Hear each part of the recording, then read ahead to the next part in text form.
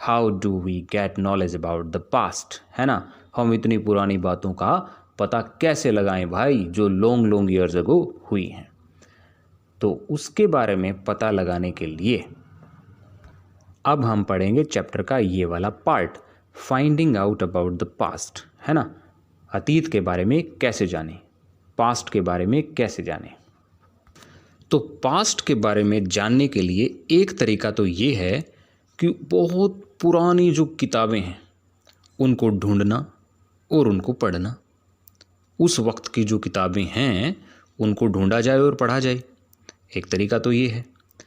ये जो बुक्स होती थी, ये जो पुस्तकें थी, ये हाथ से लिखी जाती थी, ठीक है। और हिंदी में इनको बोलते हैं पांडुलिपि, क्योंकि ये हाथ से लिखी जाती थी। और इंग्लिश में इनको बोलते हैं मैन्यूस्क्रिप्ट। क्या? मैन्यूस्क्रिप्ट। बच्चों, ये जो शब्द है ना मैन्यूस्क्रिप्ट, इसके अंदर जो पहला वर्ड है MANU, मेन्यू, ये एक लैटिन वर्ड है, यानी कि ये लैटिन भाषा से लिया हुआ है। और इस लैटिन वर्ड मेन्यू का मतलब होता है हाथ, ठीक है। स्क्रिप्ट मतलब जो लिखा गया है, तो मैन्यूस्क्रिप्ट जो हाथ से लिखा गया है, हस्तलिखित, which is written by hand, manuscript. तो बच्चों, मैन्यूस्क्रिप्ट क्या है? ये सैकड़ों साल पहले या कुछ हजारों साल पहले की हाथ से लिखी गई किताबें हैं, ठीक है। ये हैं मैन्यूस्क्रिप्ट।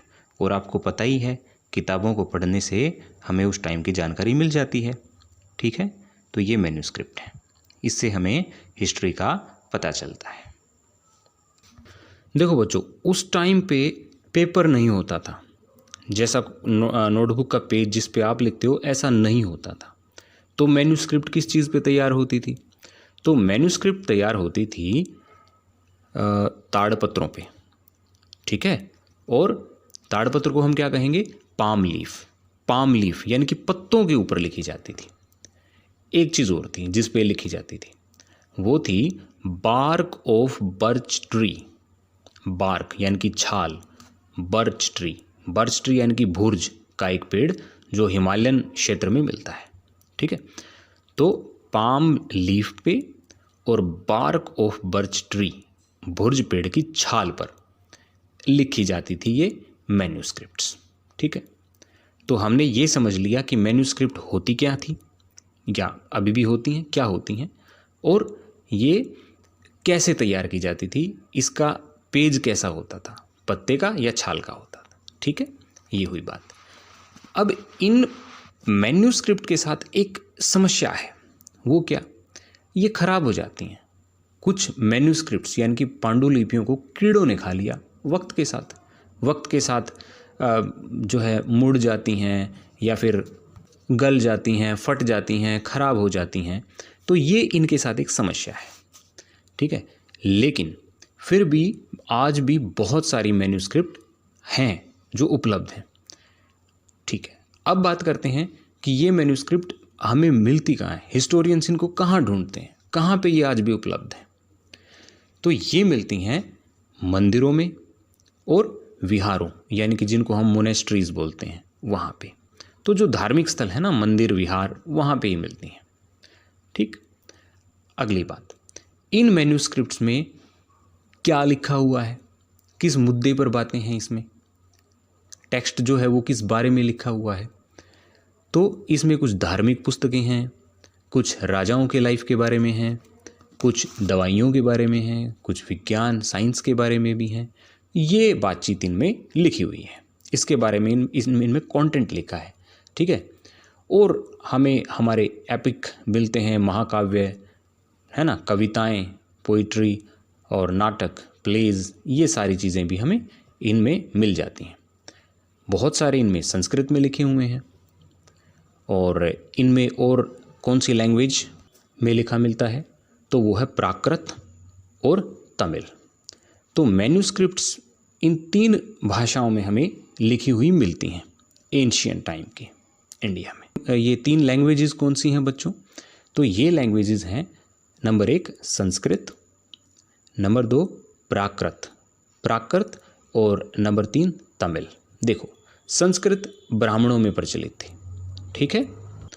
प्राकृत आम बोलचाल की भाषा जो आम लोगों में चलन में थी, ठीक है। और Tamil obviously southern part of India, है ना, ये भारत के साउथ में बोली जाती थी। तो यहाँ हमने ये समझा कि अगर हमें लॉन्ग लॉन्ग अगो बहुत पुरानी बातें जाननी हैं तो हम मैन्यूस्क्रिप्ट्स को पढ़कर जान सकते हैं, लेकिन हमें वो लैंग्वेज आनी चाहिए, है ना। तो हिस्टोरियंस इन लैंग्वेजेस को सीखते हैं और फिर हिस्ट्री को लिखते हैं। तो यहाँ पे हमने ये जाना कि इस तरीके से भी हम हिस्ट्री का पता लगा सकते हैं। ये जो सोर्स है ना, मैन्यूस्क्रिप्ट, इस सोर्स को हम किस कैटेगरी में डालते हैं पता है? इसको हम बोलते हैं लिटरेरी सोर्स। लिटरेरी, जो लिखा गया है, ठीक है, लिटरेरी सोर्सेज ऑफ हिस्ट्री। तो ये हमने लिटरेरी सोर्स को पढ़ा है हिस्ट्री का, ठीक है, ये हुई बात। उसके बाद अगले टाइप के सोर्स कौन से हैं? इनको हम कहते हैं आर्कियोलॉजिकल सोर्सेस, ठीक है। तो इसमें हम पढ़ेंगे इंस्क्रिप्शंस के बारे में। अब ये इंस्क्रिप्शन को हम हिंदी में कहते हैं अभिलेख। ये चीज़ क्या होती है? देखो, पुराने ज़माने के राजा महाराजा अपने आदेशों को और जो जो लड़ाइयाँ उन्होंने लड़ी और जीती उन सब को क्या करते थे? वो जो पिलर्स होते थे या जो चट्टानें होती थी, ठीक है, हार्ड सरफेस हम जिसको बोलते हैं ना, पत्थर पे या धातु पे, उस सब पे उनको लिखवा देते थे, ठीक है। लिखवाने का मतलब उसमें इनग्रेविंग, यानी कि उनको खुदाई करवा के लिखवा देते थे अच्छे से, ठीक है। उत्कीर्ण करना हम हिंदी में शब्द यूज़ करते हैं, और कार्विंग या इनग्रेविंग शब्द, ठीक है, इंस्क्राइबिंग, ये शब्द हम इंग्लिश में यूज़ करते हैं। तो उन पर वो ये तैयार करवाते थे, लिखवा देते थे, इंस्क्राइब करवा देते थे, ठीक है। तो वो क्यों लिखवाते थे? वो इसलिए लिखवाते थे कि साधारण लोग उनके आदेशों को पढ़ लें, समझ लें और उनका पालन करें, ठीक। और उन्होंने जो लड़ाइयाँ लड़ी और जीती तो उनके बारे में जानें और समझें कि भाई हमारा राजा कितना महान है, ठीक। तो इस तरीके से राजा लोग ये अभिलेख या फिर ये इंस्क्रिप्शन, है ना, एक ही चीज़ है, हिंदी में अभिलेख, इंग्लिश में इंस्क्रिप्शन। तो राजा लोग इन इंस्क्रिप्शंस को तैयार करवाते थे, ठीक। तो इन इंस्क्रिप्शन में भी अच्छी खासी हमें डिटेल्स मिल जाती हैं पास्ट को, हिस्ट्री को जानने के बारे में, ठीक है।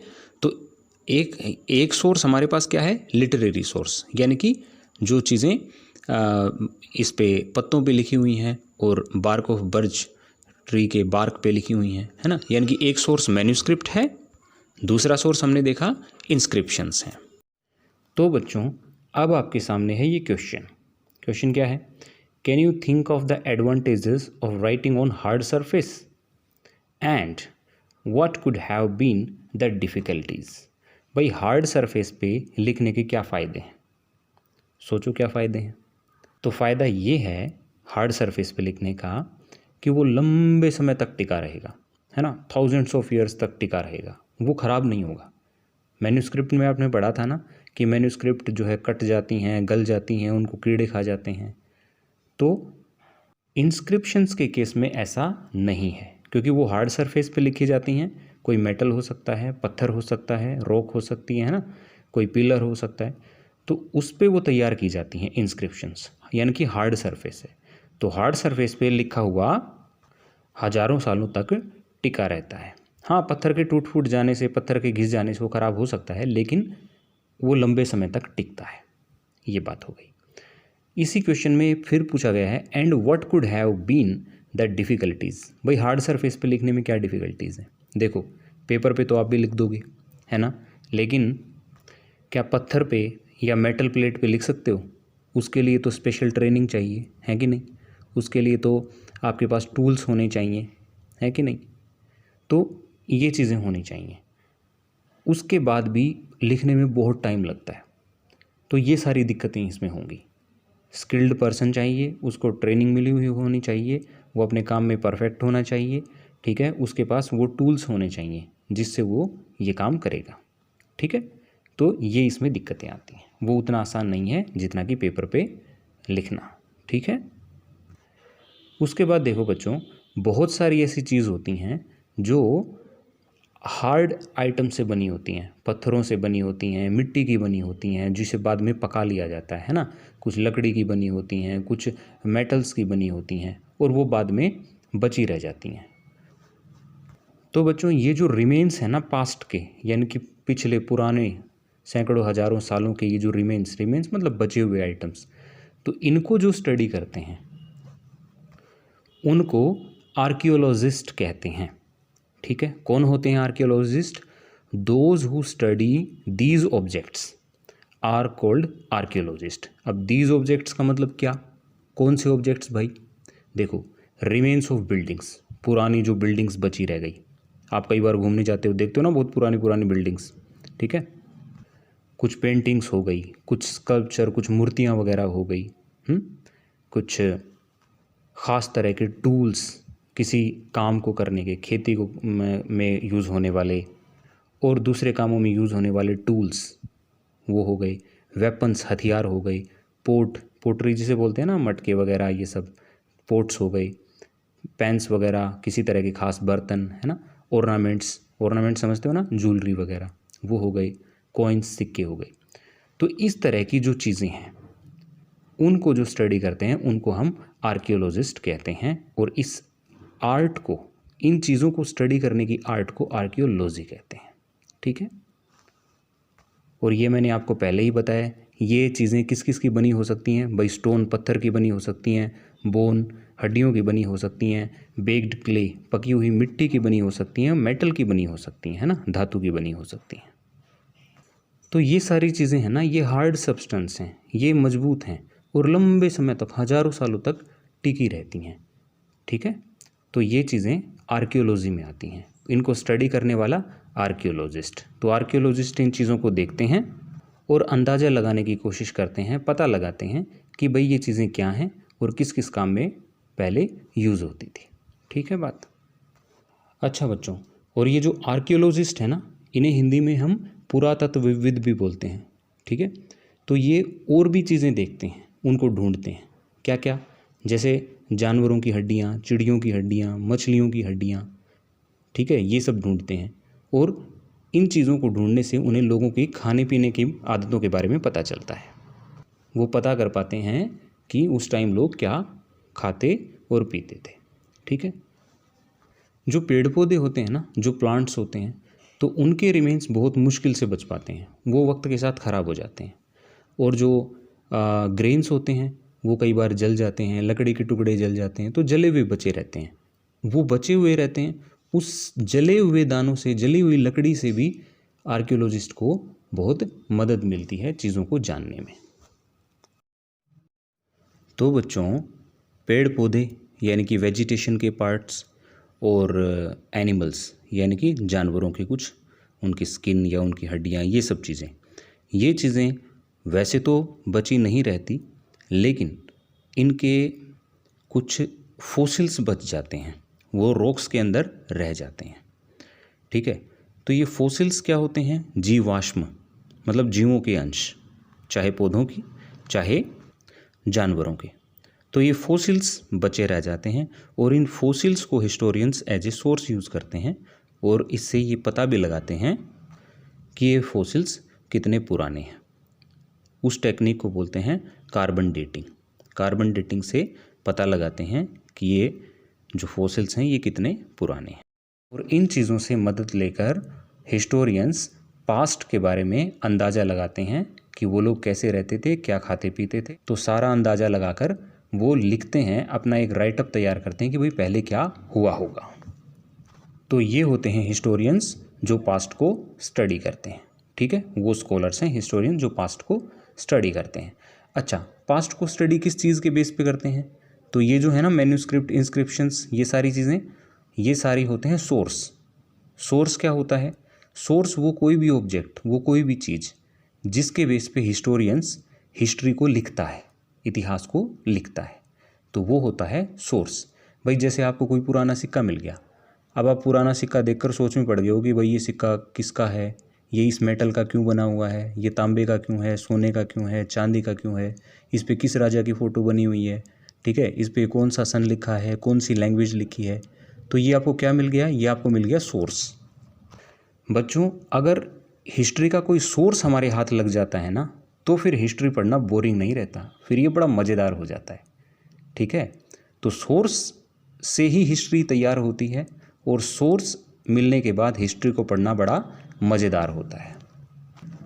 अलग अलग तरह के सोर्स को लेकर ही हिस्टोरियंस हिस्ट्री को प्रिपेयर करते हैं, हिस्ट्री बताते हैं। ठीक, और हिस्टोरियंस और आर्कियोलॉजिस्ट ये दोनों मिलकर काम करते हैं और ये सोर्स ढूंढते हैं और जासूसों की तरह काम करते हैं। They work like detectives. तो ये लोग सोर्स को क्ल्यू की तरह यूज़ करते हैं। पास्ट में जो कुछ हुआ है तो उसका सोर्स यूज़ करते हैं और उससे बताते हैं कि क्या कुछ हुआ होगा, है ना। इनका काम जासूसों के जैसा होता है। तो बच्चों इस यूनिट में हमने पढ़ा finding out about the past, यानी कि हम पास्ट के बारे में कैसे जानें, तो सोर्स से जानें। ठीक है, सोर्स में क्या क्या हैं, लिटरेरी सोर्सेज हैं और आर्कियोलॉजिकल सोर्सेज हैं। मैन्यूस्क्रिप्ट हमने पढ़ा और हमने पढ़ा इंस्क्रिप्शंस और बहुत सारी चीज़ें जैसे कि टूल्स हैं, वेपन्स हैं, यूटेंसिल्स हैं, ये सारी चीज़ें, इनसे हम हिस्ट्री को जान सकते हैं। और बच्चों इसके बाद हम पढ़ेंगे वन पास्ट और मैनी, क्या पास्ट एक होता है या पास्ट कई सारे होते हैं, तो वो हम पढ़ेंगे अगली वीडियो में।